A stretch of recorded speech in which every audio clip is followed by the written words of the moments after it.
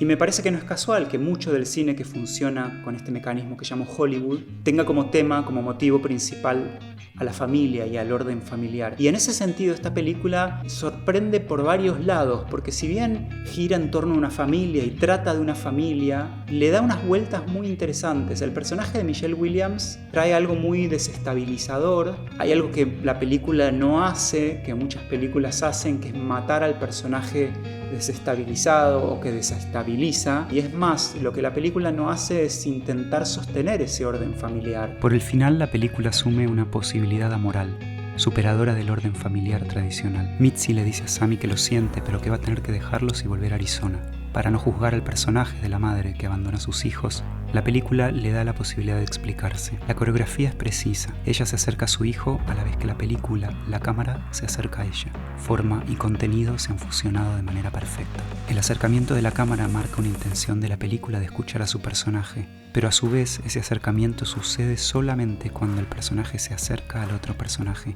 La madre explica a su hijo que uno debe hacer lo que dicta su corazón. En el caso de la madre, significa volver a Arizona y así dejar a la familia. Y en el caso del hijo, dedicarse al arte y así dejar de lado el mandato paterno. No es que la película sea antifamilia, pero sí dice explícitamente que la familia y el arte están en conflicto.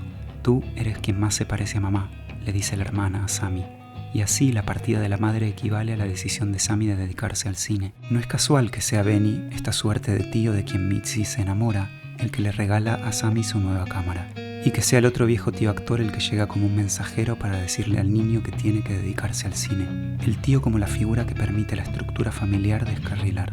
Si esta película honra a la familia, lo hace en tanto esta familia se permite honrar la diferencia, como una sociedad que permite los desvíos del arte, como un tren que se permite descarrilar.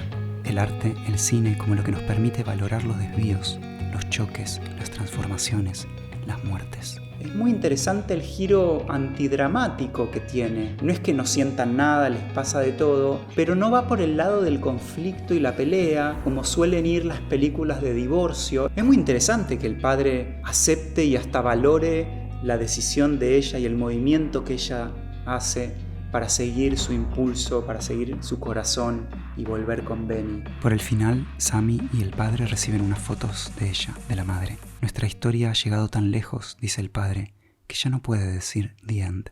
Eso me pareció una síntesis muy conmovedora. Cuando dijo esa frase, estallé en emoción. La película me fue trabajando y entré y empecé a ver cómo la película era una serie de llaves, gestos claves para que el espectador pudiera ir conectando con una sensibilidad antigua, arquetípica. Spielberg transforma una historia personal en una historia cinematográfica. La música es una de las herramientas más importantes con las que la experiencia singular se transforma en una experiencia colectiva, masiva, arquetípica. El padre le está enseñando al hijo a conducir, a manejar un auto, que más arquetípico. Él está hablando de cine y el padre le dice, bueno, pero ¿cuándo te vas a dedicar a algo real, a algo concreto? Vámonos de camping.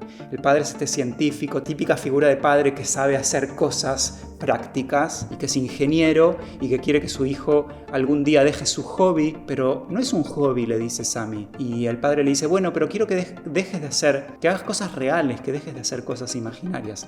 Ese diálogo es muy arquetípico y a mí me pegó en lo personal, a todos nos pega en algún nivel profundo, inconsciente, porque es un diálogo de la especie, de la humanidad. Hay algo muy arquetípico en la estructura familiar del niño artista, el padre científico, la madre es hipersensible que conecta y baila en ese campamento, el tío loco que viene a traer el mensaje de te tenés que dedicar al cine. Hay algo muy arquetípico y la película está construida para que uno vaya trabajando sus resistencias y pueda entrar en esa sensibilidad. Y le agradezco también. Y a la vez le veo los excesos, por ejemplo, en el movimiento de cámara. No es solo a través del contenido y de la historia que se cuenta que la película produce emoción y produce conmoción y movimiento en el espectador. Es a través de la forma también. Esta película, por ejemplo, tiene un lenguaje expresivo bastante, quiero decir infantil, pero no en un nivel no como una forma despectiva, pero tiene un tipo de actuación que se nota que están actuando, que no pretende ser naturalista. Es una película que se ve como una película y que está iluminada como una película.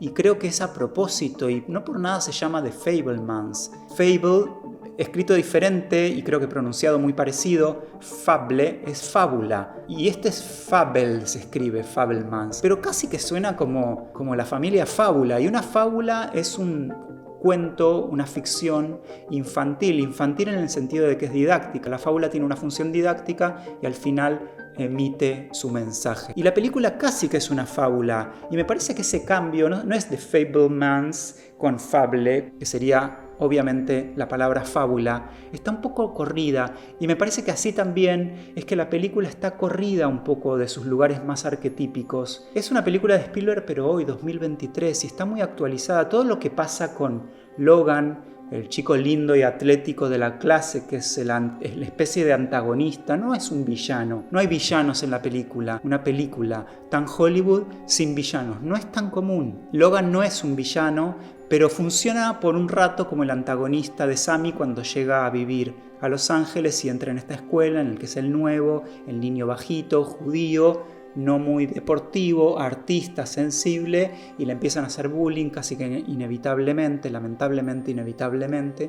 Él hace una película en un día de playa y por alguna razón lo muestra a Logan como una especie de héroe dorado, y cuando proyectan la película, Logan se impacta por la imagen que la película de Sammy creó. No se identifica, no estoy a la altura del personaje que creaste en tu película, que supuestamente soy yo, pero no soy yo, le dice Logan. Y tienen una charla en el pasillo de la escuela que para mí toca un nivel de complejidad que supera el lugar común, que se agradece también, pero el lugar común del niño duro que se ablanda y llora. Que para mí igual hay algo muy poderoso en ese motivo del maloso de la clase que termina mostrando su lado sensible. Pero la película no se queda ahí, y Logan le pregunta ¿por qué hiciste eso? Y Sammy le dice no sé por qué lo hice. La película, dicen en esa escena, muestra cosas y hace cosas que su autor no tenía previsto, y eso me parece muy precioso. Toda obra es más inteligente que su autor, decía alguien que nunca me acuerdo. Y entonces me pregunto, ¿qué dirá de Fabelmans, la película de Spielberg, que Spielberg no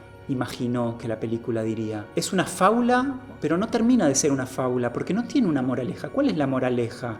La madre se va, los abandona, pero no hay un juicio de valor sobre eso. Hay una mirada compasiva que suspende el juicio sobre el movimiento de Michelle Williams al final. Y la película termina con una escena hermosa en donde aparece David Lynch, que no sabía que aparecía haciendo de John Ford, que es un cineasta muy clásico, y Sammy lo visita, y la lección que Ford le da es: lo importante es dónde pones la mirada. Te hace ver unos cuadros, ves ese cuadro, tiene el horizonte muy abajo, entonces parece que estás mirando de abajo. Ese cuadro tiene el horizonte muy arriba, parece que estás mirando más de arriba. Lo más importante es a dónde está la línea del horizonte, a dónde ponemos la mirada, cómo miramos básicamente.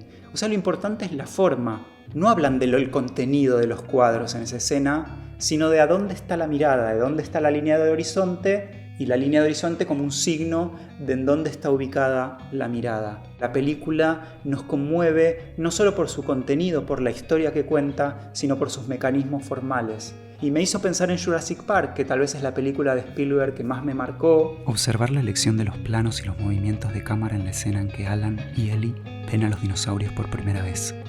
La coreografía de nuevo es perfecta, tanto que la película podría funcionar sin los dinosaurios.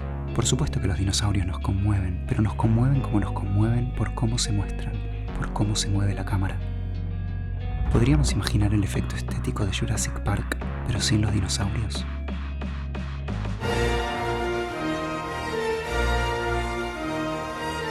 Y ahí le veo exceso a The Fabelmans. Y una escena clave es la escena en la que Sammy descubre la infidelidad de Michelle Williams con Benny. Estoy mezclando nombres de actores y de personajes. Sammy está editando su película y la cámara empieza a girar alrededor de él. Y eso me pareció excesivo, como si fuera un subrayado extremo del momento dramático en el que Sammy descubre la verdad. El arte desnuda al orden familiar. Como en la película Tren de Sombras de José Luis Guerrín, el ojo tuerto de la cámara ve lo que la familia, para sostenerse, no puede ver.